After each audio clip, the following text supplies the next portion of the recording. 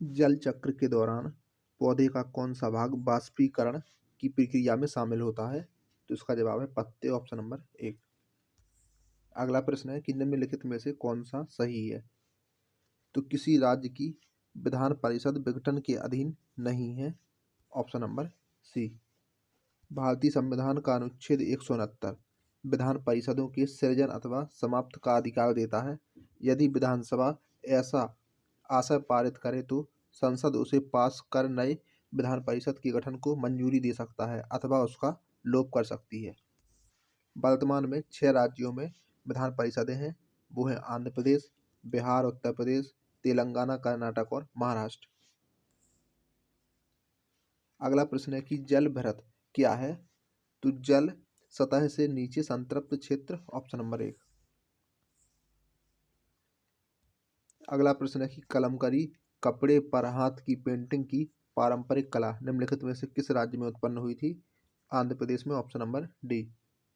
अगला प्रश्न है कि निम्नलिखित में से किसने मोतीलाल नेहरू के साथ स्वराज पार्टी की सह स्थापना की थी? तो इसका जवाब है चित्तरंजन दास ने। स्वराज पार्टी की स्थापना हुई थी 1 जनवरी 1923 को। चित्तरंजन दास और मोतीलाल नेहरू ने की थी। इसके अध्यक्ष थे चित्तरंजन दास और सचिव थे मोतीलाल नेहरू। और इसका जो पहला अधिवेशन हुआ था वो हुआ था 1923 में इलाहाबाद में। अगला प्रश्न है कि निम्नलिखित में से कौन सी जायद की फसल है? तो वो है तरबूज, ऑप्शन नंबर बी। अगला प्रश्न है कि निम्नलिखित में से कौन सा भारत का सबसे पुराना उच्च न्यायालय है? तो वो है कलकत्ता उच्च न्यायालय। भारत में उच्च न्यायालय का गठन उच्च न्यायालय अधिनियम 1861 के तहत 1862 में 3 उच्च न्यायालयों का गठन हुआ था। वर्तमान में भारत के 25 राज्यों में उच्च न्यायालय हैं। 25वां उच्च न्यायालय अमरावती उच्च न्यायालय है जो कि आंध्र प्रदेश में स्थित है। इसकी स्थापना हुई थी 1 जनवरी 2019 को। 1919 में कुख्यात जलियांवाला बाग हत्याकांड कहाँ पर हुआ था? तो ये हुआ था अमृतसर में। राष्ट्रीय कृषि वानिकी अनुसंधान केंद्र कहाँ पर स्थित है? तो यह है झांसी में स्थित। इसकी स्थापना हुई थी 1988 में। भारत किस देश के साथ अपनी सबसे बड़ी अंतर्राष्ट्रीय सीमा साझा करता है? तो बांग्लादेश के साथ। भारत की स्थलीय सीमा बांग्लादेश, म्यांमार, चीन, नेपाल, भूटान, अफगानिस्तान और पाकिस्तान के साथ लगती है। सबसे अधिक भारत की सीमा लगती है बांग्लादेश के साथ 4096 किलोमीटर, जबकि सबसे छोटी सीमा लगती है 106 किलोमीटर की अफगानिस्तान के साथ। भारत की स्थलीय सीमा की लंबाई है 15,200 किलोमीटर। भारत में वर्तमान में 28 राज्य और 8 केंद्र शासित प्रदेश हैं। अगला प्रश्न है कि निम्नलिखित में से कौन सा कथन सही है? तो भारत का उपराष्ट्रपति राज्यसभा का पदेन सभापति होता है, ऑप्शन नंबर 1। भारतीय संविधान के अनुच्छेद 63 के प्रावधान के अनुसार भारत का एक उपराष्ट्रपति होगा। अनुच्छेद 64 और 89 के अनुसार उपराष्ट्रपति राज्यसभा का पदेन सभापति होगा और अन्य कोई लाभ का पद धारण नहीं करेगा। अगला प्रश्न है कि लोक चित्रकला की पट्टचित्र शैली निम्नलिखित में से किस राज्य से है? तो यह है ओडिशा से। महात्मा गांधी ने 12 मार्च 1930 को नमक यात्रा की शुरुआत की थी साबरमती से। दांडी यात्रा या नमक सत्याग्रह महात्मा गांधी के नेतृत्व में सविनय अवज्ञा आंदोलन के हिस्से के रूप में हुआ था। इसकी शुरुआत हुई थी साबरमती आश्रम से 12 मार्च 1930 को और 6 अप्रैल 1930 को दांडी गुजरात तक चली। इसमें गांधी जी के साथ 78 अनुयायी शामिल थे। साबरमती से दांडी लगभग 385 किलोमीटर की दूरी 24 दिनों में तय की गई थी। इसमें एक अमेरिकी पत्रकार बेब मिलर भी शामिल था। गांधी जी ने 6 अप्रैल को दांडी पहुंचकर नए कानून को नमक बनाकर तोड़ा। इस समय भारत का वायसराय था इरविन। रबी की फसल सामान्यतः काटी जाती है मार्च और जून में। मार्च से जून के दौरान होती है इसकी फसल। रबी की फसल सामान्यतः अक्टूबर नवंबर में बोई जाती है। बुआई के समय कम तापमान की आवश्यकता होती है। रबी की फसलें हैं गेहूं, जौ, चना, मटर, अलसी, सरसों, आलू, मसूर।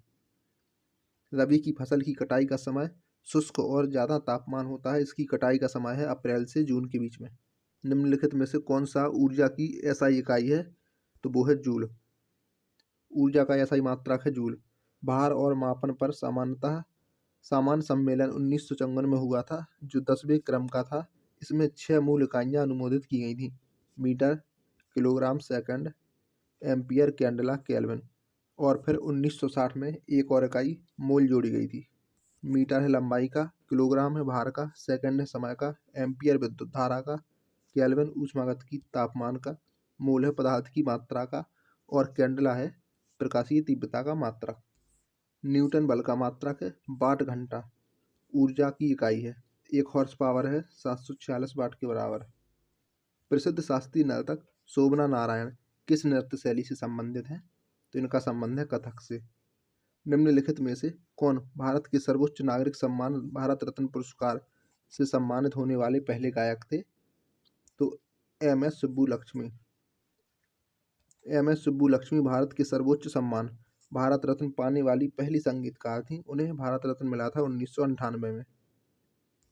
इनकी उपलब्धियां हैं 1956 में संगीत नाटक अकादमी पुरस्कार, 1954 में पद्म भूषण, 1974 में रमन मैग्सेसे पुरस्कार, 1975 में पद्म विभूषण, 1988 में कालिदास सम्मान, 1990 में इंदिरा गांधी अवार्ड।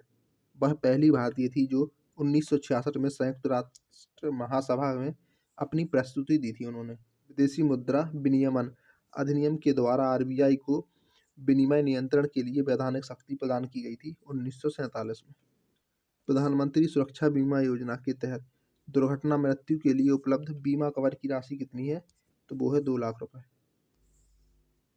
निम्नलिखित में से किसे वर्ष 1897 में ब्रिटिश अधिकारियों वॉल्टर चार्ल्स और चार्ल्स आयस्ट की हत्या के लिए फांसी दी गई? तो चापेकर बंधु को। निम्नलिखित में से कौन ओवरड्राफ्ट सेविंग द इंडिया सेवर्स पुस्तक के लेखक हैं? तो वो है उर्जित पटेल। निम्नलिखित में से किस राज्य में तुलुनी उत्सव मनाया जाता है? तो नागालैंड में। निम्नलिखित में से किस स्वतंत्रता सेनानी ने बनारस हिंदू विश्वविद्यालय की स्थापना की थी? तो मदन मोहन मालवीय ने। स्थापना हुई थी 1916 में। प्लेइंग इट माई वे किसकी आत्मकथा है? तो यह है सचिन तेंदुलकर की। भारत में वस्तु और सेवा कर किस तारीख को लागू किया गया था? तो 1 जुलाई 2017 को। वस्तु और सेवा कर का सुझाव सर्वप्रथम विजय केलकर समिति ने दिया था। जीएसटी को 101वें संविधान संशोधन के द्वारा अनुच्छेद 279 ए में जोड़ा गया और वित्त मंत्री जीएसटी परिषद का अध्यक्ष होता है। अगला प्रश्न है कि बौद्ध परिषद जिसने 2 भागों में बौद्ध धर्म में अंतिम विभाजन का नेतृत्व किया, हीनयान और महायान को निम्नलिखित में से किस साइट पर आयोजित किया गया था? तो कश्मीर पर। आर्थिक रूप से कमजोर वर्ग श्रेणी के तहत केंद्र सरकार की नौकरियों में 10% आरक्षण उन व्यक्तियों के लिए उपलब्ध है जिनकी पारिवारिक आय कम है, तो 8 लाख रुपए से।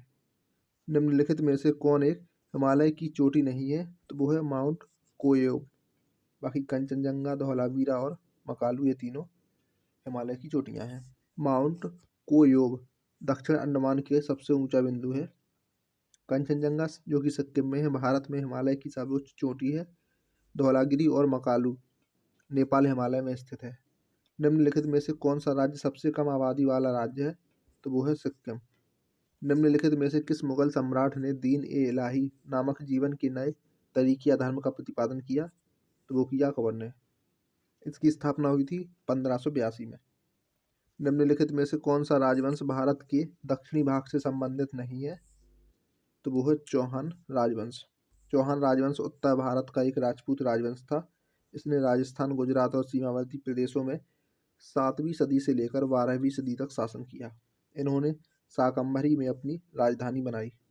10वीं सदी तक उन्होंने गुर्जर प्रतिहारों के जागीरदार के रूप में कार्य किया। जब प्रतिहारों की शक्ति में गिरावट आई तो चमन शासक सिमरजा ने महाराजाधिराज की उपाधि धारण की और 12वीं सदी की शुरुआत में अजय राज द्वितीय ने राजधानी अजमेर में स्थानांतरित की।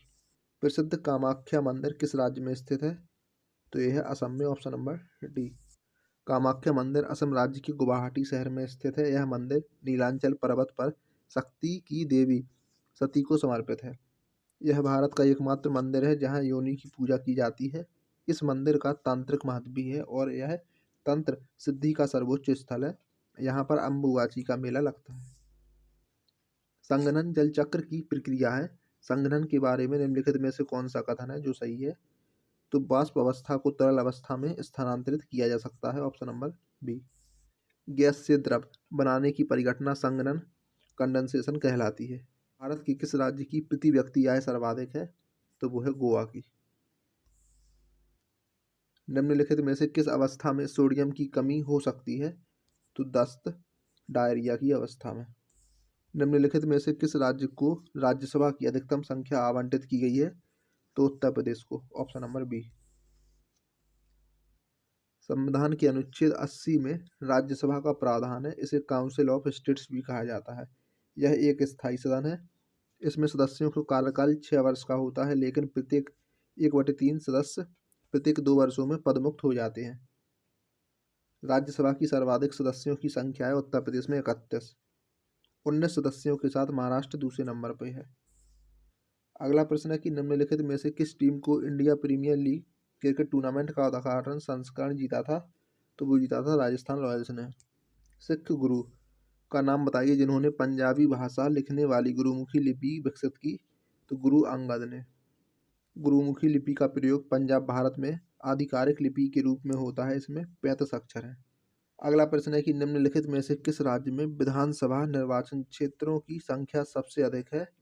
तो वो है उत्तर प्रदेश में, ऑप्शन नंबर 1। भारत में विधानसभा, लोकसभा, राज्यसभा, विधान परिषद सदस्यों के मामले में सर्वाधिक सीटें हैं उत्तर प्रदेश की। उत्तर प्रदेश में विधानसभा सीटों की संख्या है 403, लोकसभा सीटों की संख्या है 80, राज्यसभा सीटों की संख्या है 31, विधान परिषद की सीटों की संख्या है 100। किसने एंथ्रेक्स के खिलाफ टीकाकरण की खोज की थी? तो लुईस पास्चर ने, ऑप्शन नंबर 1।